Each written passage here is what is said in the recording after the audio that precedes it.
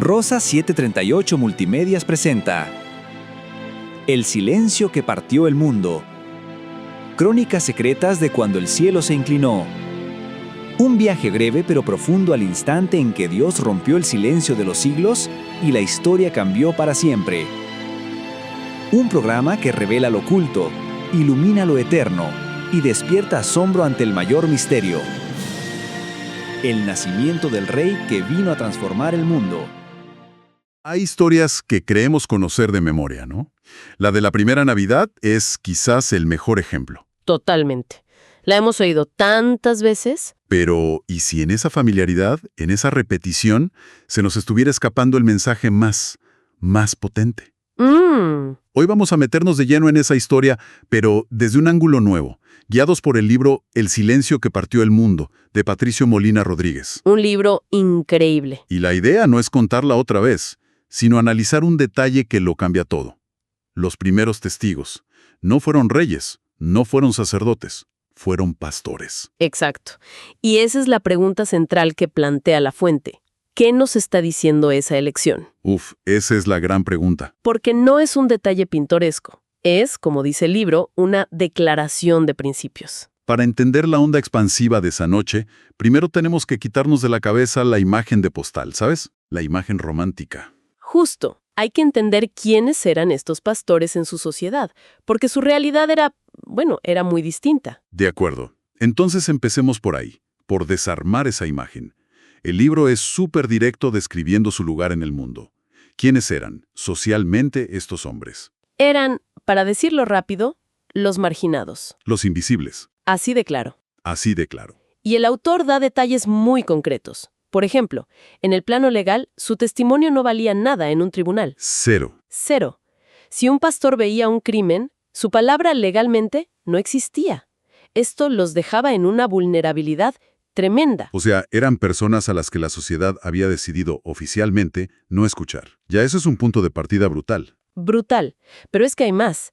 El libro también habla de su estatus religioso. Que es otro tema clave, ¿no? Es que este es quizá el punto más importante para entender el contraste que viene después.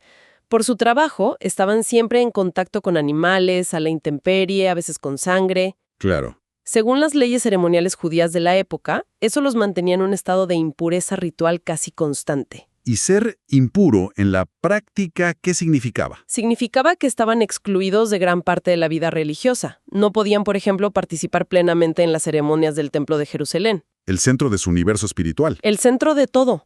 Eran vistos como los que estaban afuera, en los bordes. Por eso, el autor insiste en que estaban en el último peldaño de la escala social. Los que nadie tomaba en cuenta. Los que la gente respetable evitaba. Entendido. Entonces, tenemos a este grupo de hombres legalmente mudos, religiosamente apartados, socialmente despreciados. Exacto. Y el autor nos dice, a ellos, precisamente a ellos, se les da el anuncio más grande de la historia. El choque es total. Es una colisión frontal de dos sistemas de valores. El libro lo plantea como la primera gran declaración. Lo que el mundo ve como impuro, sin valor, es lo que el cielo elige para honrar. ¡Qué fuerte! Esta elección no es un accidente, es el mensaje en sí mismo. Establece desde el minuto cero una tensión entre el valor que da el mundo, basado en el estatus, y un valor divino que opera con una lógica radicalmente opuesta. Y si la elección de los testigos ya es un shock, la forma en que reciben el mensaje lo es todavía más. El libro deja claro que no fue un susurro, ¿verdad? Para nada. El lenguaje que usa el autor es deliberadamente intenso. No busca suavizar la escena. Hay una frase que me impactó. La oscuridad de la noche se incendió con luz celestial. Tremenda. Y el autor subraya que no es una metáfora. Sugiere que fue una manifestación física, casi una explosión de luz. Exacto. Y para darle más peso, la fuente conecta esa luz con un concepto teológico muy específico, la gloria Shekinah. Ok, expliquemos eso un poco. La gloria Shekinah, en la tradición judía, era la manifestación visible de la presencia de Dios. Es la misma luz insoportable, la misma columna de fuego que se vio en el monte Sinaí. La presencia más sagrada y temible del universo. La más sagrada. Y esa luz que se suponía que estaba en lo más profundo del templo, donde solo el sumo sacerdote entraba una vez al año, ¿Exacto? de repente estalla en un campo abierto, en medio de la nada. Precisamente. Y ahí la simbología se vuelve increíblemente potente. Si conectas esto con quiénes eran los pastores, el mensaje es demoledor. Claro, La luz más sagrada no aparece en el centro del poder religioso, ante los puros. Aparece en la periferia, iluminando a los impuros. la luz no solo rompe la oscuridad de la noche, Rompe la oscuridad social que los envolvía. Es un acto que redefine por completo dónde se encuentra lo sagrado. puedo imaginar el terror. Estás ahí, medio dormido, y de repente el mundo se convierte en luz. La reacción es miedo. Un terror absoluto. Por eso lo primero que dice el ángel antes de nada es no temáis. Es como, tranquilos, que si no, no vais a entender nada. Es casi un requisito funcional.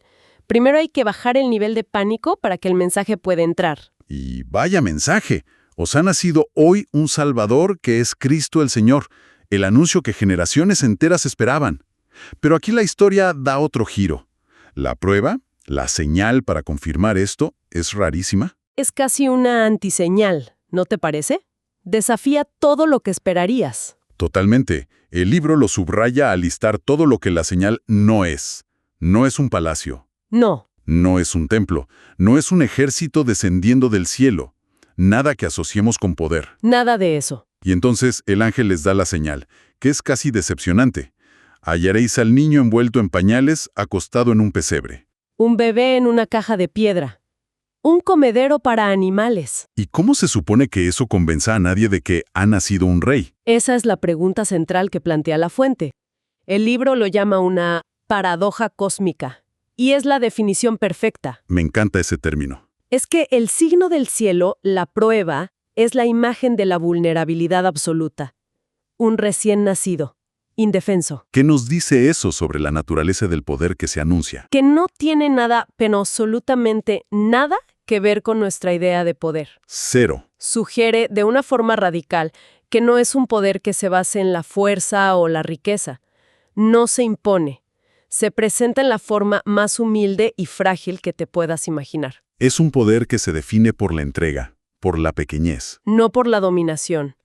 Es un concepto tan ajeno a la lógica humana que sigue siendo difícil de asimilar. Y justo cuando estos pastores intentan procesar esa idea, un rey cuya prueba es un bebé en un comedero, la escala del evento se multiplica. La experiencia pasa de ser sobrecogedora a ser cósmica.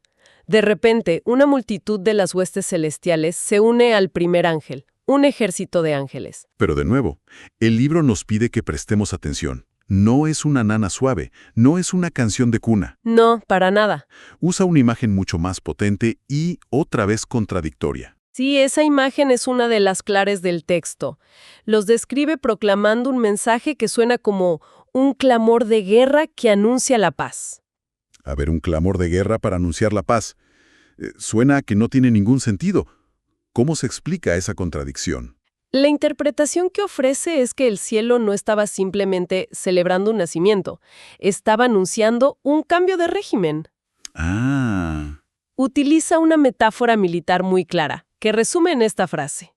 El rey había aterrizado en territorio enemigo. o sea, ¿el nacimiento de este bebé era una invasión? Era el comienzo de una invasión, sí. Una invasión pacífica. Exactamente. Ahí está la paradoja. No es una invasión con armas, sino una declaración de que un nuevo reino, con nuevas reglas, ha empezado a operar. Dentro de un mundo que funciona con las reglas opuestas. Justo, las reglas del poder, la jerarquía, el desprecio por los débiles. Las mismas reglas que mantenían a los pastores en los márgenes. Entiendo. O sea que el clamor de guerra no es contra personas. Es contra un sistema de valores. Los ángeles no están cantando para dormir al bebé. Están declarando al cosmos que las reglas del juego han cambiado. Es un anuncio de que el poder basado en la humildad y el amor ha comenzado su ofensiva. Exacto. Contra el poder basado en el orgullo y la dominación. Por eso un clamor de guerra puede proclamar la paz. La paz misma, en este nuevo reino, es el arma. Bien. Vamos a unir todas las piezas. Hemos visto a los testigos menos probables, una luz divina en el lugar más inesperado, Una señal paradójica y un coro celestial que canta un himno de guerra pacífico. ¿Cuál es la gran conclusión a la que nos lleva el autor? La conclusión es la idea que ha estado latiendo todo el tiempo. Dios no eligió a los expertos religiosos, ni a los escribas, ni a los poderosos. No llamó a los que se sentían dueños de la verdad o del poder. No. Llamó a los pastores, a gente pobre, sin estatus, sin reputación. Y por eso, la idea central que el autor extrae, casi como un principio universal, es esta. Dios exalta lo que el mundo desprecia. ¡Qué frase! Y sostiene que esto no es solo un hecho histórico que ocurrió una noche y ya. Es un principio activo, una forma en la que, según su argumento, la divinidad sigue operando en el mundo. El libro dice algo muy fuerte, que para ser testigos de esto es necesario dejar atrás la autoimportancia. Es una frase muy desafiante, ¿no?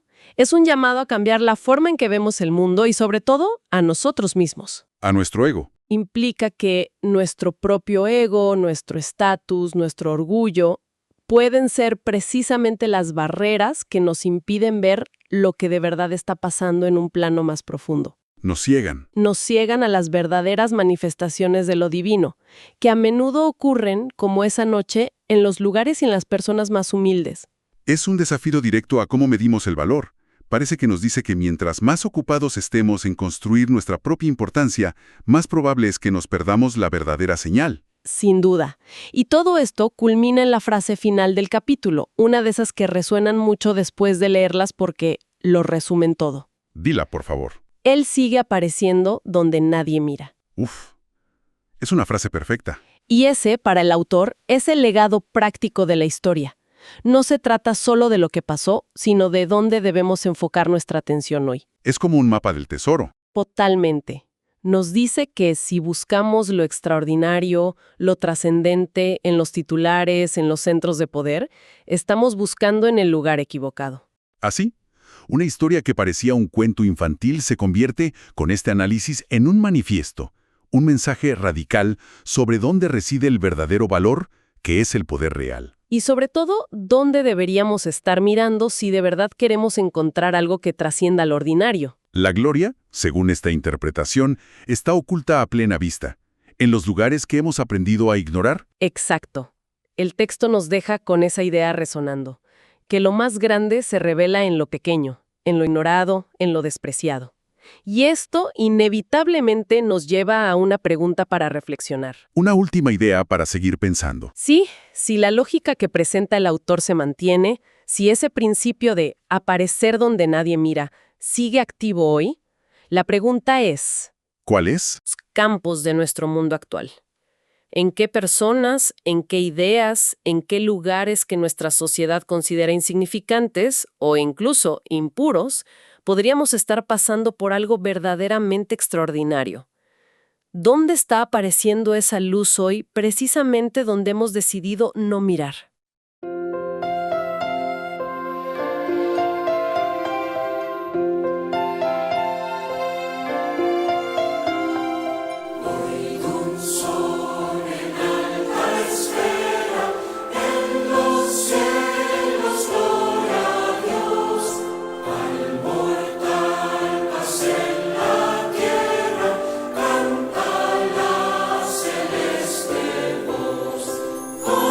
Los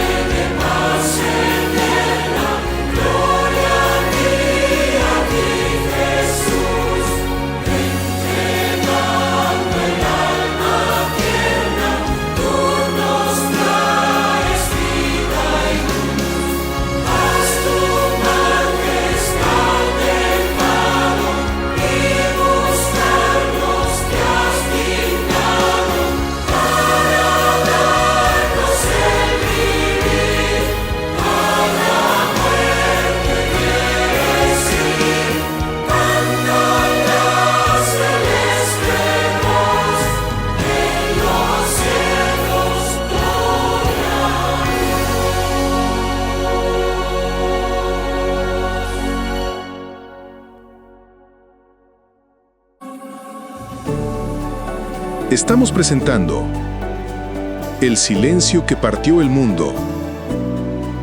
Crónicas secretas de cuando el cielo se inclinó. ¿Qué tal? Hoy vamos a meternos de lleno en una de las historias más conocidas, pero vista desde un ángulo que quizás nunca se habían planteado. Basándonos en el increíble libro El silencio que partió el mundo, Crónicas secretas de cuando el cielo se inclinó, del autor Patricio Molina Rodríguez, vamos a explorar quiénes fueron los primerísimos, y vaya que improbables, testigos de ese evento que, literalmente, partió la historia en dos. A ver, hagamos un ejercicio rápido.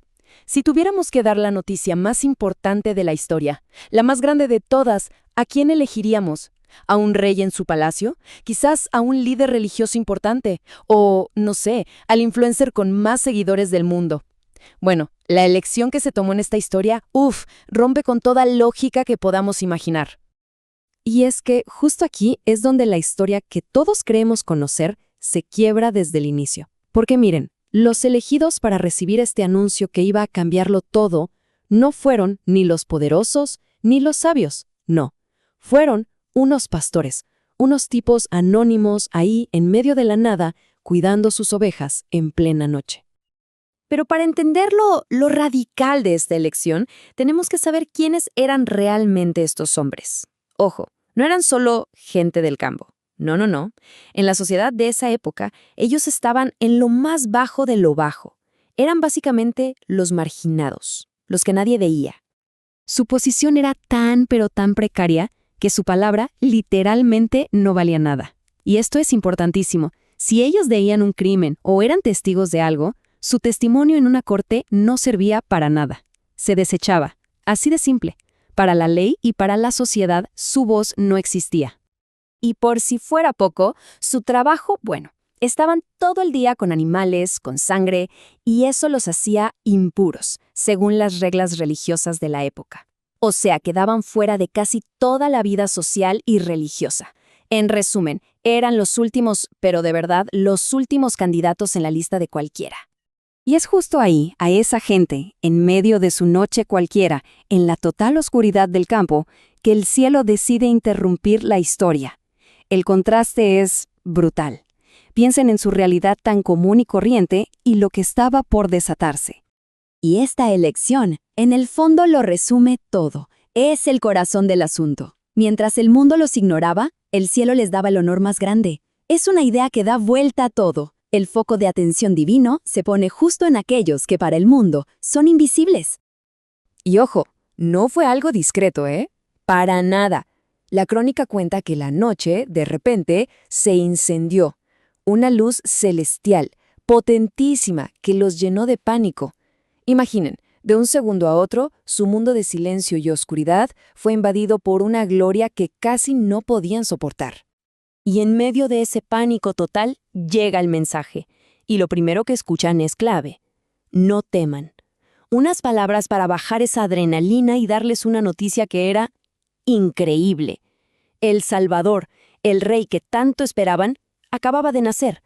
Y ellos eran los primeritos en enterarse. Pero bueno, si el anuncio ya era una locura, la señal, la prueba que les dieron para encontrar a este rey, fue todavía más desconcertante. De verdad era algo que nadie, pero es que nadie, se podría haber imaginado. A ver, otra vez, pongámonos en su lugar. Un ser celestial anuncia que nació el Rey del Universo. ¿Qué señal buscaríamos? ¿Cuál sería la prueba definitiva para confirmar un poder así de gigantesco? Algo espectacular, ¿no? Y aquí es donde vemos el choque total entre lo que uno esperaría y lo que de verdad pasó. La expectativa era poder, grandeza, un palacio, ¿no? Un templo gigante. Pero la señal fue justo lo opuesto. Un pesebre, que es básicamente un comedero para animales. Un bebé, que es la imagen de la fragilidad total, pura vulnerabilidad. Esto en esencia es una paradoja cósmica. Los pastores fueron testigos de esto.